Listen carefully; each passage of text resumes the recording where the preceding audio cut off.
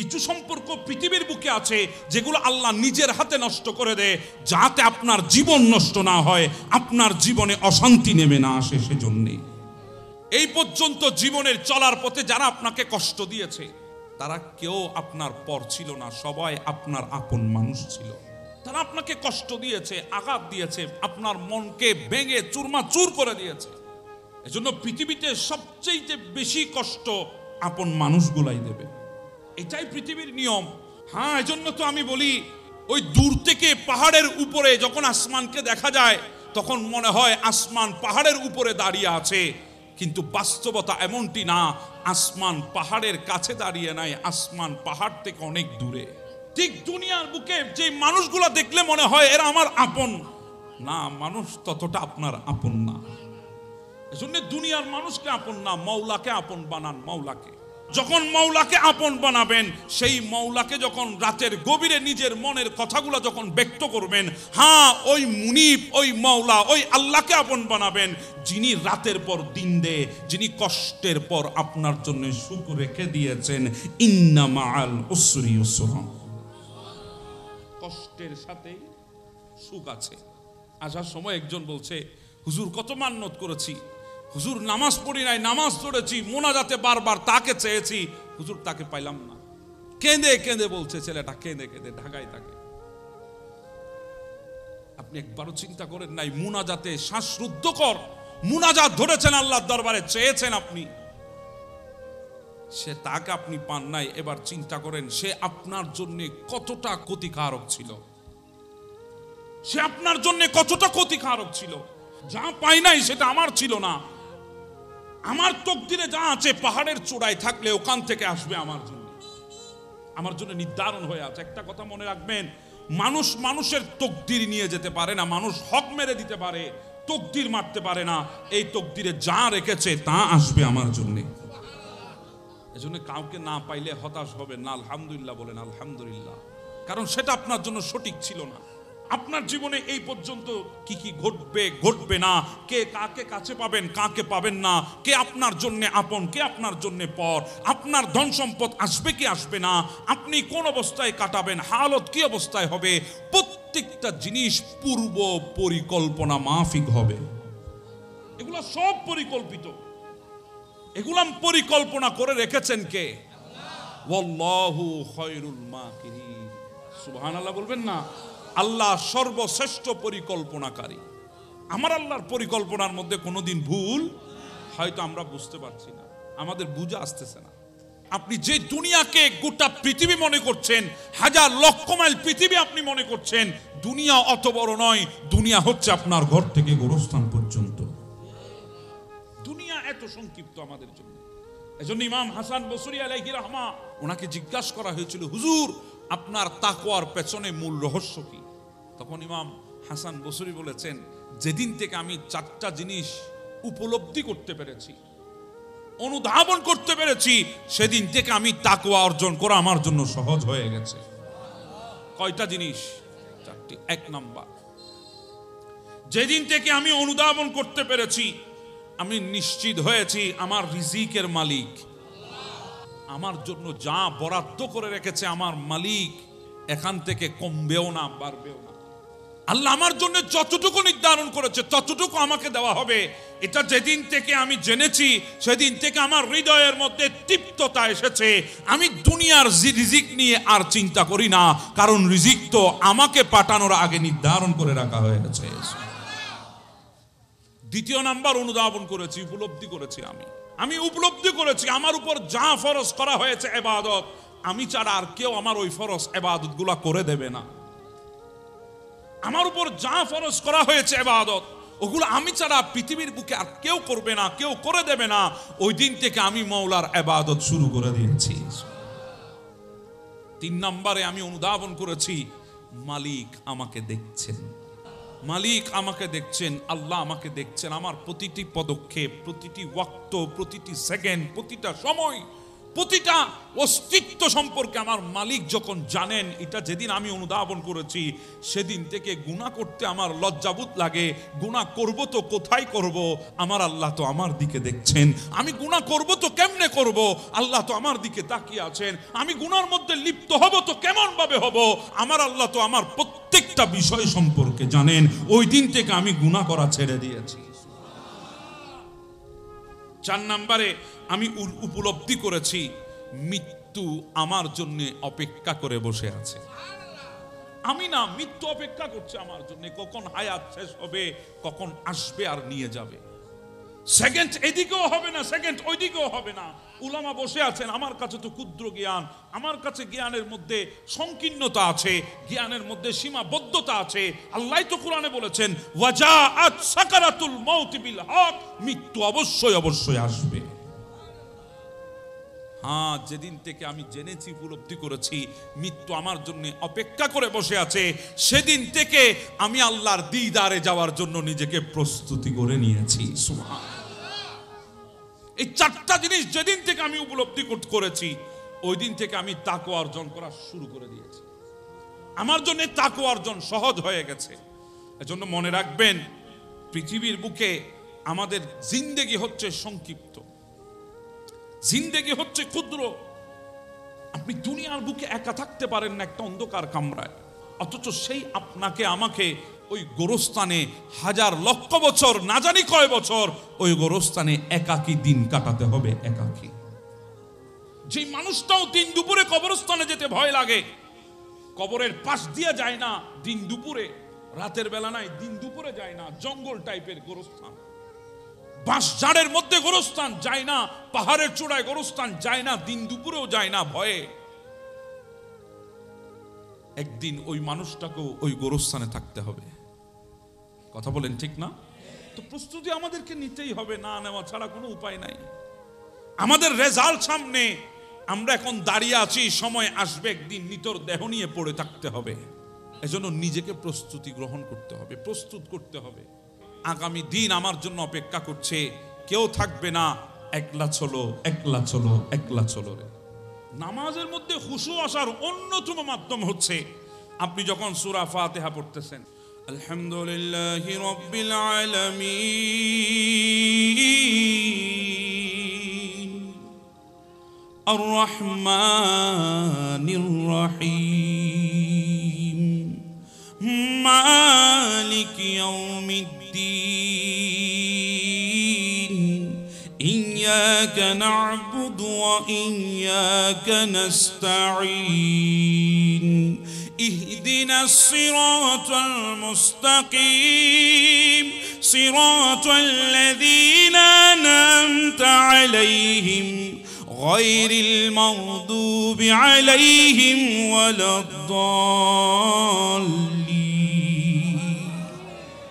এভাবে যখন হুজুরা পড়ছেন, আপনার নজর যদি ওই শব্দের মধ্যে থাকে, আলহামদুলিল্লাহি রাব্বিল আলামিন, সমস্ত সৃষ্টি জাহানের প্রতিপালকের প্রশংসা, আর রহমানির রহিম, যিনি পরম করুণাময় দয়ালু, মালিক ইয়াউমিদ্দিন, যিনি শেষ বিচারের মালিক।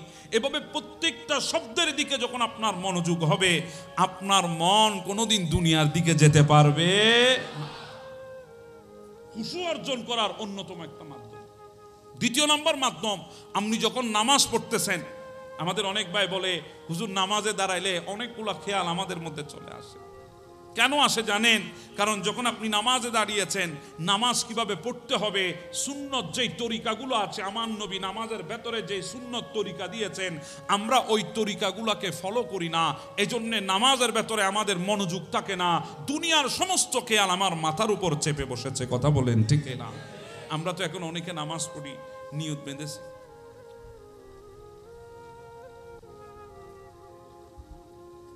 আছে না নাই? অনেকে নিয়ত বেঁধে কিছুক্ষণ বাদে বাদে, আছে না নেই? এগুলো হচ্ছে আমাদের নামাজ। তো আমাদের এই নামাজের মধ্যে দুনিয়ার খেয়াল না আসে, আমাদের এই নামাজের মধ্যে দুনিয়ার আজে বাজে খেয়াল না এসে আর কি আসবে বলেন? অথচ আমার নবীর সাহাবী বলছেন, আমার নবী সিজদায় গিয়েছেন, সিজদায় এত লম্বা সিজদা আমি জিন্দেগি তার কোনোদিন দেখি না। আমি মনে মনে ধারণা করেছি আমার নবী ইন্তেকাল করেছেন। আমি সিজদা থেকে উঠতে চাইলাম, হঠাৎ করে দেখছি আমার নবী সিজদা থেকে উঠেছেন। ইয়া রাসূলুল্লাহ, আজকে তো লম্বা সিজদা। আমার নবী বলছে, ও আমার সাহাবী, সিজদার মধ্যে কি মজা যদি জানতে, একবার শুধু সিজদায় যেতে জিন্দেগি তার সিজদা থেকে মাথা তুলতে না। মাওলা আলী শের হুদা বলছেন, আমি ততক্ষণ পর্যন্ত সিজদা দিই না যতক্ষণ আমি আমার মাওলাকে দেখি না। তো জোরে বলেন না সুবহানাল্লাহ। হ্যাঁ, এখানে মাওলাকে দেখা যায়, নামাজে আল্লাহর দিদার হাসিল করা যায়। আস-সালাতু মিরাজুল মুমিনিন, এই নামাজে রবের সাথে মেরাজ হয়ে যায়। আমাদের হয় না কেন? আমাদের তো 5 মিনিটের জায়গায় যদি 6 মিনিট হয়, বাপরে বাপ, ইমাম সাহেবের বিরুদ্ধে যে স্লোগান। কথা বলেন ঠিক না? এত লম্বা কেরাত কেন আজকে? এত বেশি কেন আজকে? এতক্ষণ কেন? আরে মাত্র 5 মিনিটের জায়গায় 6 মিনিট বেশি। ভেতরে অবস্থা কায়, ইমাম সাহেব রাখা যাবে না।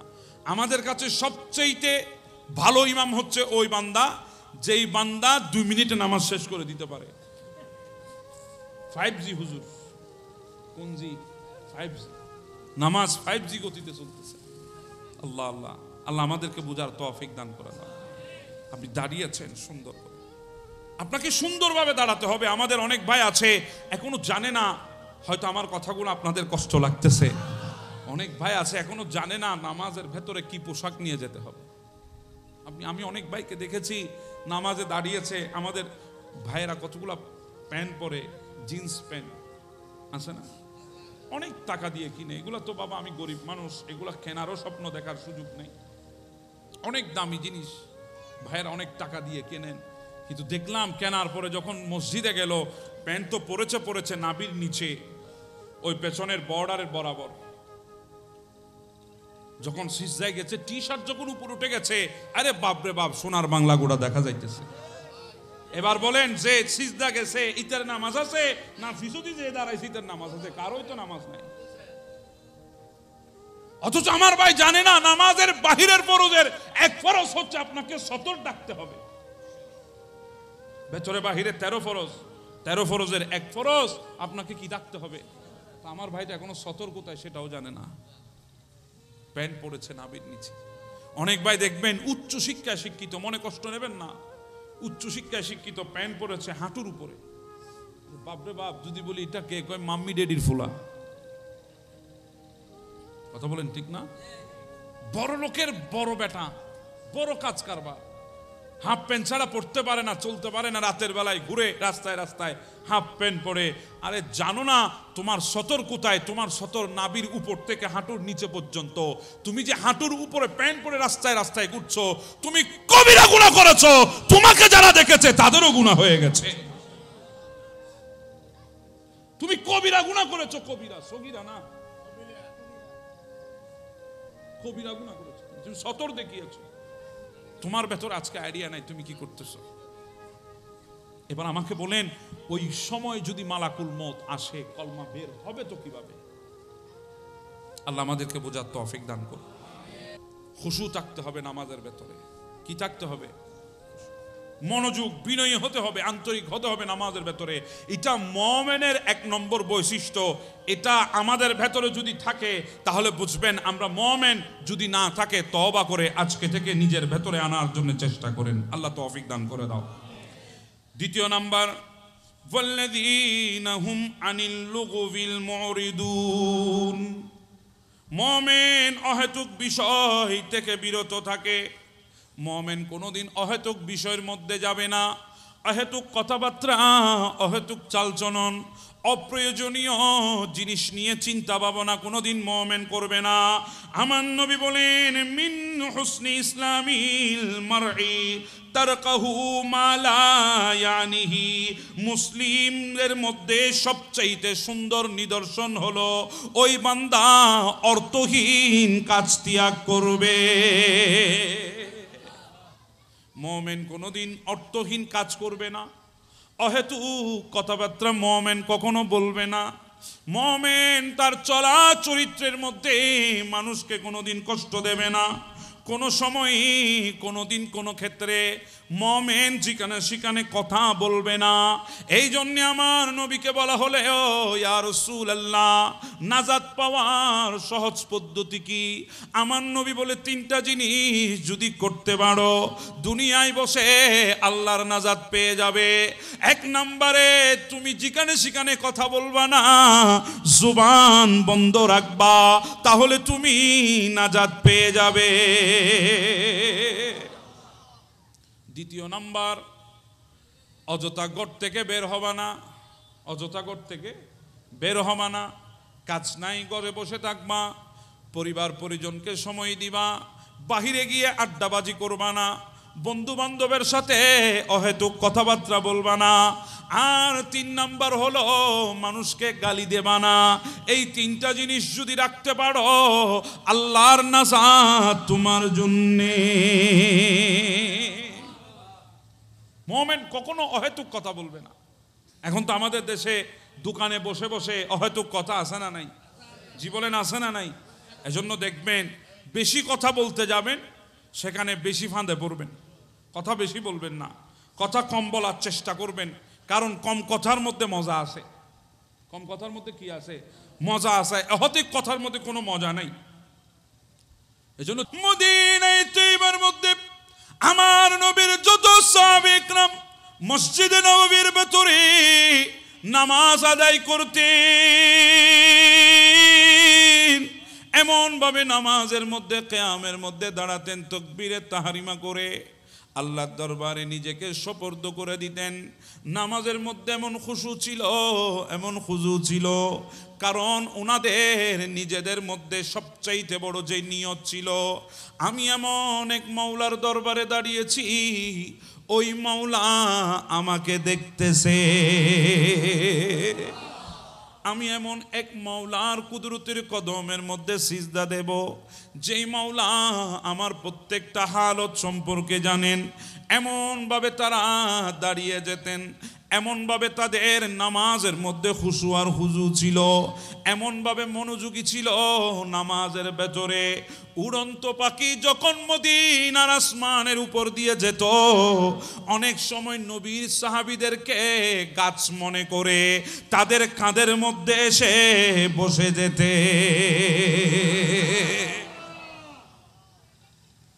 এমন ভাবে স্থির হয়ে নামাজের মধ্যে দাঁড়াতেন, দুনিয়ার খেয়াল ইনাদেরকে কোনো দিকে নিয়ে যেতে পারতেন না। ইনাদের সম্পূর্ণ মনোযোগ নামাজের মধ্যে চলে আসতো। সূরা ফাতিহা পড়ছে, প্রত্যেকটা শব্দের মধ্যে ইনাদের মনোযোগ ছিল। সূরা ইখলাস পড়ছে, প্রত্যেকটা শব্দের উপরে তাদের মনোযোগ ছিল। দিল ছিল আল্লাহর কোরআনের সাথে, দিল ছিল আল্লাহর দরবারের ইবাদতের সাথে। নিজের মধ্যে নিজের অজান্তে স্থিরতা চলে আসতো। উড়ন্ত পাখি গাছ মনে করে ওনাদের কাঁধের উপর দাঁড়িয়ে যেতেন। আর এইভাবে যদি নামাজ আদায় করা যায়, আমার নবী বলেছেন আকরাবু মা ইয়াকুনুল আবদু ফি রাব্বিহি ওয়া হুয়া সাজিদুন। ইনারা যখনই আল্লাহর দরবারে সিজদা দেবে এমন অবস্থায় আমার আল্লাহ পর্দা তুলে দিয়ে তাদের কাছে চলে আসবে। আল্লাহু আকবার বলেন, আল্লাহু আকবার।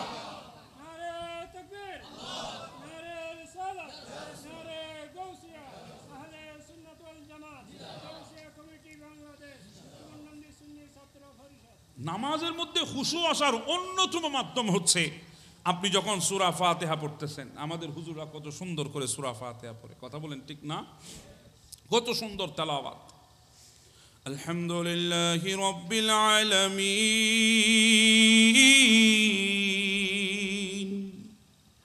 আর রহমানির রহিম মালিক ইয়াউমিদ্দিন ইয়্যাকা না'বুদু ওয়া ইয়্যাকা নাস্তাঈন اهدنا الصراط المستقيم صراط الذين أنعمت عليهم غير المغضوب عليهم ولا الضالين। এভাবে যখন হুজুররা পড়ছেন আপনার নজর যদি ওই শব্দের মধ্যে থাকে আলহামদুলিল্লাহি রাব্বিল আলামিন, সমস্ত সৃষ্টি জাহানের প্রতিপালকের প্রশংসা, আর রহমানির রহিম, যিনি পরম করুণাময় দয়ালু, মালিক ইয়াউমিদ্দিন, যিনি শেষ বিচারের মালিক। এভাবে প্রত্যেকটা শব্দের দিকে যখন আপনার মনোযোগ হবে, আপনার মন কোনোদিন দুনিয়ার দিকে যেতে পারবে না। খুশু অর্জন করার অন্যতম একটা মাধ্যম। দ্বিতীয় নম্বর মাধ্যম, আপনি যখন নামাজ পড়তেছেন, আমাদের অনেক ভাই বলে হুজুর নামাজে দাঁড়াইলে অনেকগুলো খেয়াল আমাদের মধ্যে চলে আসে। কেন আসে জানেন? কারণ যখন আপনি নামাজে দাঁড়িয়েছেন, নামাজ কিভাবে পড়তে হবে, সুন্নত যেই তরিকাগুলো আছে, আমার নবী নামাজের ভেতরে যে সুন্নত তরিকা দিয়েছেন, আমরা ওই তরিকাগুলোকে ফলো করি না। এজন্যে নামাজের ভেতরে আমাদের মনোযোগ থাকে না, দুনিয়ার সমস্ত খেয়াল আমার মাথার উপর চেপে বসেছে। কথা বলেন ঠিক না? আমরা তো এখন অনেকে নামাজ পড়ি নিয়ত বেঁধেছি,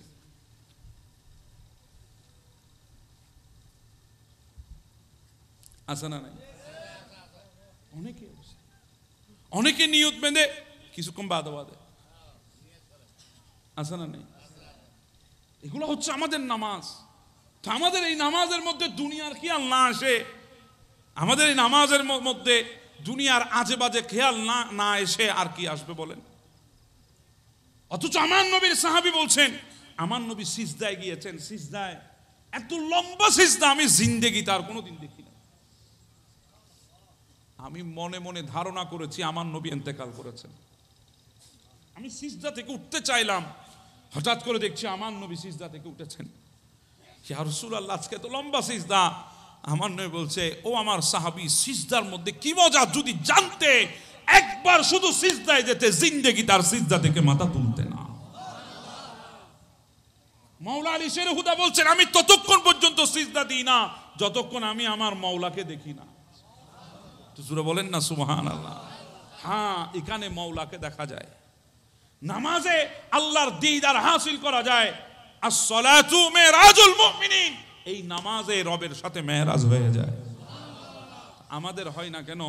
আমাদের তো 5 মিনিটের জায়গায় যদি 6 মিনিট হয়, বাপরে বাপ, ইমাম সাহেবের বিরুদ্ধে যে স্লোগান। কথা বলেন ঠিক না?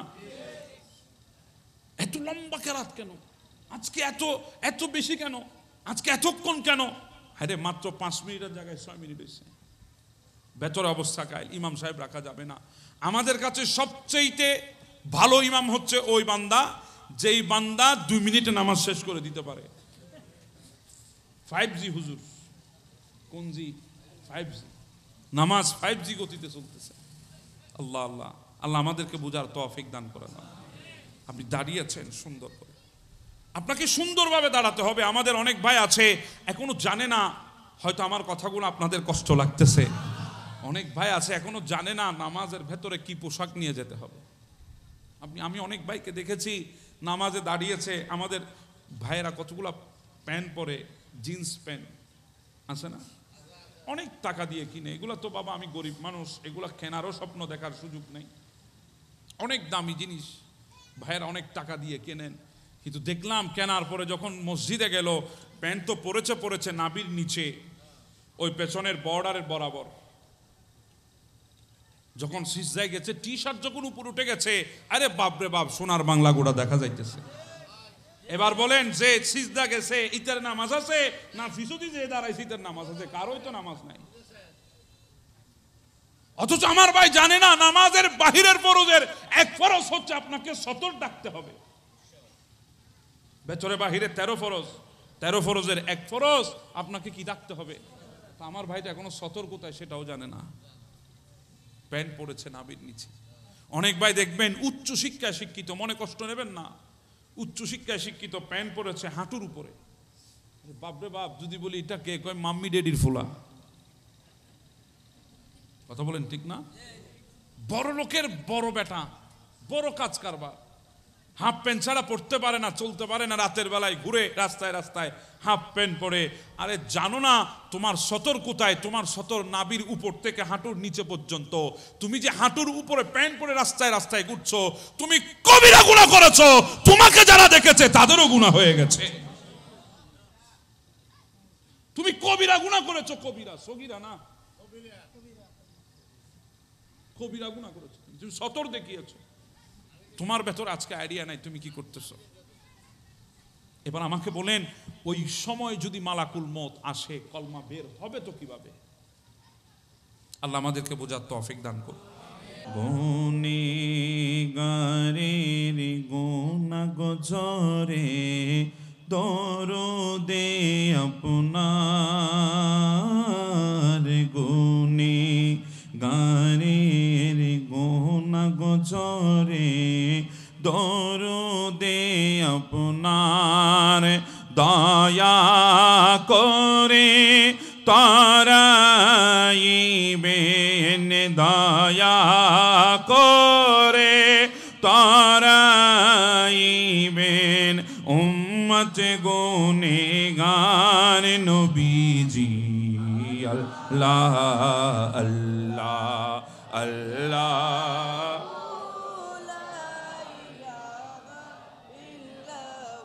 আল্লাহ আল্লাহ আল্লাহ।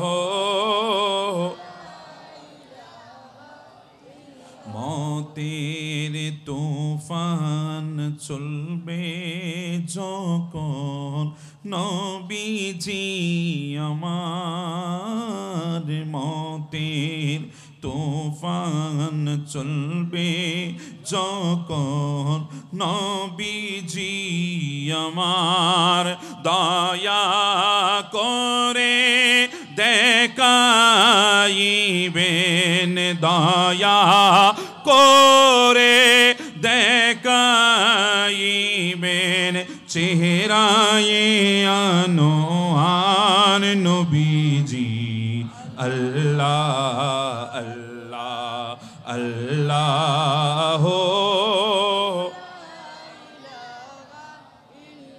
আল্লাহ আল্লাহ আল্লাহ।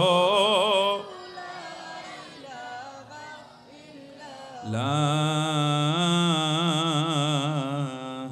ইলাহা ইল্লাল্লাহু মুহাম্মাদুর রাসূলুল্লাহ। সবাই বলি সাল্লাল্লাহু।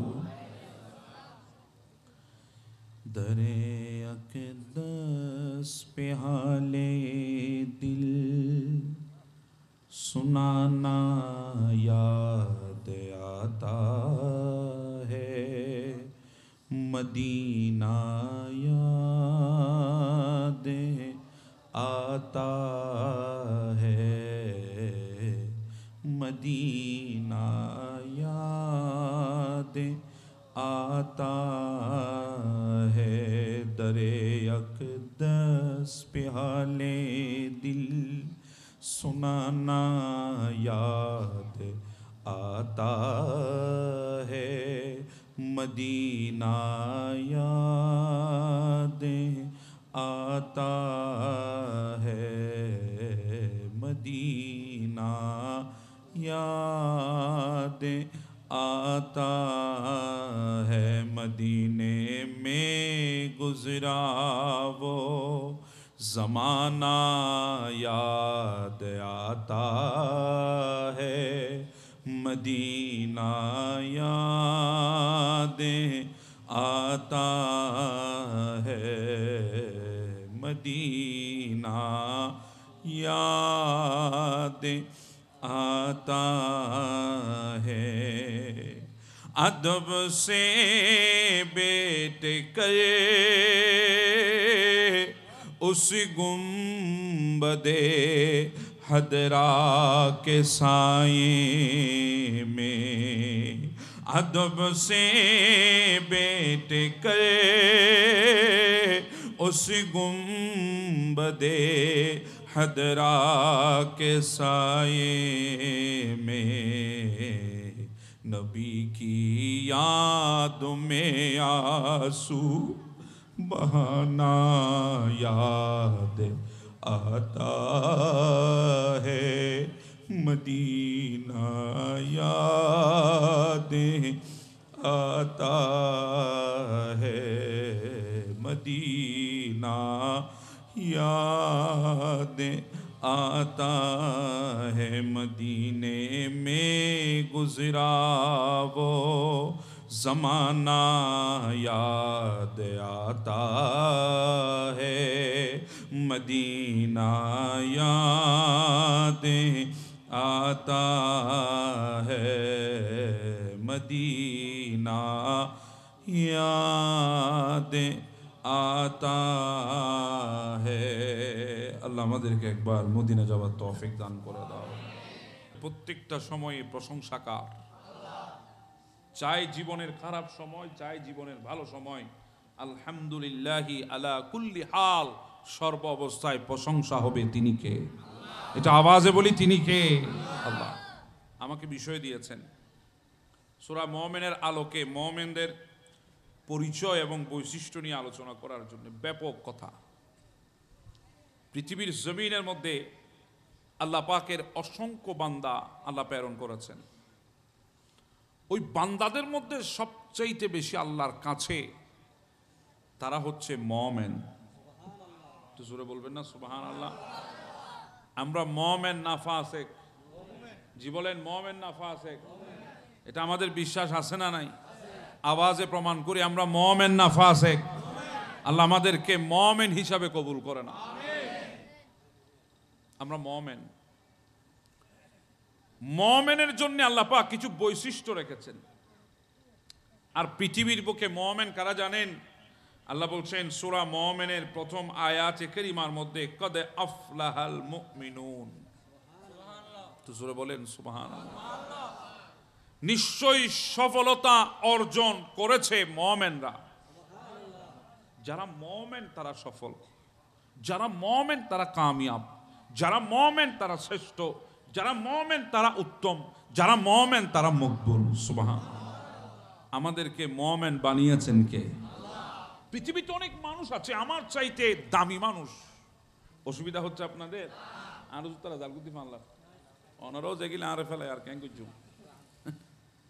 আমি মাহফিলিও তো আরেকবার এসেছিলাম ফানলা 2023 না 22, 23-এ আরেকবার আসছিলাম। তা আলহামদুলিল্লাহ মানুষ জিনুরও দেখি গেই বেগুন দদ আছে দের। আলহামদুলিল্লাহ আল্লাহ আগামী তো আইলি তারা দেখিবে তৌফিক দান করে দেন। আর হায়াতের মধ্যে আল্লাহ দারাজ করে দেন। আল্লাহ বলছেন কদ আফলাহাল মুমিনুন। যারা মুমিন তারা সফল, যারা ঈমানদার তারা কামিয়াব, যারা ঈমানদার তারা উত্তম, তারা মকবুল আল্লাহর কাছে। সুবহানাল্লাহ। তাহলে আমাদের কাজ শুধু ঈমান আনা। আমাদেরকে সফল বানাবেন কে? জি বলেন, সফল বানাবেন কে? আল্লাহ। হযরতে মায়েশা সিদ্দিকা রাদিয়াল্লাহু তাআলা আনহার কাছে জিজ্ঞাসা করা হয়েছে, হযরতে ইয়াজিদ ইবনে বামনুস রাদিয়াল্লাহু তাআলা ইনি বর্ণনা করছেন, সুনানে কুবরার মধ্যে হাদিস কানা নোট করা হয়েছে। মায়েশা সিদ্দিকার কাছে জিজ্ঞাসা করা হয়েছে, আমাদের মা উম্মুল মুমিনিন, ওনার কাছে জিজ্ঞাসা করা হয়েছিল, মা আমার নবীর সুরত, আমার নবীর সিরত, আমার নবীর আখলাক কেমন? সুবহানাল্লাহ বলবেন না? মা আমার নবীর সুরত কেমন, আমার নবীর সিরত কেমন, আমার নবীর চরিত্র কেমন, আমার নবীর আখলাক কেমন? মায়েশা সিদ্দিকা বলেন, নবীর আখলাক যদি দেখতে চাও আল্লাহর 30 পারা কোরআন খুলে দেখো, ওটা প্র্যাকটিক্যাল আল্লাহর কোরআন। আর আমার নবী হচ্ছে দুনিয়ার বুকে থিওরিক্যাল আল্লাহর কোরআন। আমার নবী হচ্ছে ওই কোরআনের প্র্যাকটিক্যাল। কোরআন হচ্ছে দুনিয়ার জমিনে আমাদের জন্য থিওরিক্যাল, আমরা পড়েছি দেখেছি, কিন্তু কোরআনের প্রত্যেকটা অর্থ, প্রত্যেকটা শব্দ, প্রত্যেকটা লফজ আমার নবীর 63 বছর হায়াতে জিন্দেগির মধ্যে আছে। এই কথা বলার পর মায়েশা সিদ্দিকা কদ আফলাহাল মুমিনুনা থেকে ওয়াল্লাযীনা হুম আলা সালাওয়াতিহিম ইউহাফিজুন পর্যন্ত তেলাওয়াত করে আমার মা আয়েশা সিদ্দিকা বুঝিয়ে দিয়েছেন, বলে সূরা মুমিনিনের প্রথম থেকে এই 9 নম্বর আয়াতে কারিমা এটা সম্পূর্ণ হচ্ছে আমার নবীর পরিচয় বৈশিষ্ট্য। সুবহানাল্লাহ। মুমিন হওয়া তো সহজ না, মুমিনের কিছু বৈশিষ্ট্য আছে। এই বৈশিষ্ট্যগুলো যার ভেতরে থাকবে সে মুমিন, এই বৈশিষ্ট্যগুলো যার ভেতরে থাকবে না সে মুমিন না। সেই সূরা মুমিন থেকে আমি 7টি বৈশিষ্ট্য আপনাদের সামনে তুলে ধরার চেষ্টা করব। একটু মনোযোগ লাগবে আমার কথায়। কয়টি বৈশিষ্ট্য? এবার মিলাবেন আমার জীবনের সাথে এই 7টি বৈশিষ্ট্যর মিল আছে কিনা। যদি মিল থাকে তাহলে আপনি নিশ্চিত হবেন আমি মুমিন। আর যদি মিল না থাকে নিজে নিজে তওবা করেন আল্লাহর দরবারে, নিজে নিজে তওবা করেন মালিকের দরবারে। কারণ জিন্দেগি আমাদের জন্য বেশি দিনের নয়, জিন্দেগি আমাদের জন্য ক্ষণিকের। আমাদেরকে দুনিয়া থেকে যেতে হবে। আপনি যে দুনিয়াকে গোটা পৃথিবী মনে করছেন, হাজার লক্ষ মাইল পৃথিবী আপনি মনে করছেন, দুনিয়া অত বড় নয়। দুনিয়া হচ্ছে আপনার ঘর থেকে গোরস্থান পর্যন্ত। দুনিয়া এত সংক্ষিপ্ত আমাদের জন্য। এজন্য ইমাম হাসান বসরি আলাইহি রাহমা তাবি ছিলেন পৃথিবীর বুকে সর্বশ্রেষ্ঠ তাবিদের মধ্যে অন্যতম তাবি। ইমাম জয়নুল আবিদিন আলিউল আওসাদ ওনার শাগরিদ ছিলেন ইমাম হাসান বসরি আলাইহি রাহমা। ওনাকে জিজ্ঞাসা করা হয়েছিল, হুজুর আপনার তাকওয়ার পেছনে মূল রহস্য কি? আপনি তাকওয়াবান হয়েছেন, তাকওয়া অর্জন করেছেন, মুত্তাকি হয়েছেন, এর পেছনের রহস্য কি একটু আমরা শুনতে চাই। তখন ইমাম হাসান বসরি বলেছেন, যেদিন থেকে আমি 4টা জিনিস উপলব্ধি করতে পেরেছি, অনুধাবন করতে পেরেছি, সেদিন থেকে আমি তাকওয়া অর্জন করা আমার জন্য সহজ হয়ে গেছে। কয়টা জিনিস?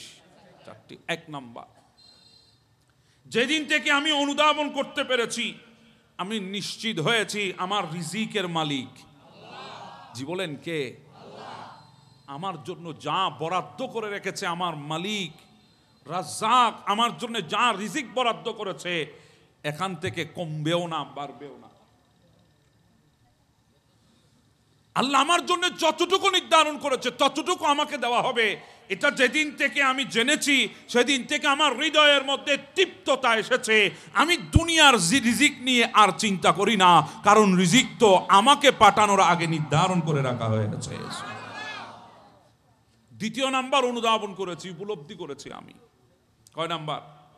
2 নাম্বার, আমি উপলব্ধি করেছি আমার উপর যা ফরজ করা হয়েছে ইবাদত, আমি ছাড়া আর কেউ আমার ওই ফরজ ইবাদত গুলা করে দেবে না। আমার উপর যা ফরজ করা হয়েছে ইবাদত, ওগুলো আমি ছাড়া পৃথিবীর বুকে আর কেউ করবে না, কেউ করে দেবে না। ওই দিন থেকে আমি মাওলার ইবাদত শুরু করে দিয়েছি। 3 নম্বরে আমি অনুধাবন করেছি মালিক আমাকে দেখছেন। সুবহানাল্লাহ বলবেন না? মালিক আমাকে দেখছেন, আল্লাহ আমাকে দেখছেন। আমার প্রতিটি পদক্ষেপ, প্রতিটি ওয়াক্ত, প্রতিটি সেকেন্ড, প্রতিটা সময়, প্রতিটা অস্তিত্ব সম্পর্কে আমার মালিক যখন জানেন, এটা যেদিন আমি অনুধাবন করেছি সেদিন থেকে গুনাহ করতে আমার লজ্জাবোধ লাগে। গুনাহ করব তো কোথায় করব? আমার আল্লাহ তো আমার দিকে দেখছেন। আমি গুনাহ করব তো কেমনে করব? আল্লাহ তো আমার দিকে তাকিয়ে আছেন। আমি গুনার মধ্যে লিপ্ত হব তো কেমন ভাবে হব? আমার আল্লাহ তো আমার প্রত্যেকটা বিষয় সম্পর্কে জানেন। ওই দিন থেকে আমি গুনাহ করা ছেড়ে দিয়েছি। 4 নম্বরে আমি উপলব্ধি করেছি মৃত্যু আমার জন্য অপেক্ষা করে বসে আছে। আমি না, মৃত্যু অপেক্ষা করছে আমার জন্য। কখন হায়াত শেষ হবে, কখন আসবে আর নিয়ে যাবে। সেকেন্ড এদিকেও হবে না, সেকেন্ড ওইদিকেও হবে না। উলামা বসে আছেন, আমার কাছে তো ক্ষুদ্র জ্ঞান, আমার কাছে জ্ঞানের মধ্যে সংকীর্ণতা আছে, জ্ঞানের মধ্যে সীমাবদ্ধতা আছে। আল্লাহ তো কোরআনে বলেছেন ওয়াজাআত সাকারাতুল মাউত বিল হক, মৃত্যু অবশ্যই অবশ্যই আসবে। হ্যাঁ, যেদিন থেকে আমি জেনেছি, উপলব্ধি করেছি মৃত্যু আমার জন্য অপেক্ষা করে বসে আছে, সেদিন থেকে আমি আল্লাহর দিদারে যাওয়ার জন্য নিজেকে প্রস্তুতি করে নিয়েছি। সুবহানাল্লাহ। এই 4টা জিনিস যেদিন থেকে আমি উপলব্ধি করেছি, ওই দিন থেকে আমি তাকওয়া অর্জন করা শুরু করে দিয়েছি। আমার জন্য তাকওয়া অর্জন সহজ হয়ে গেছে।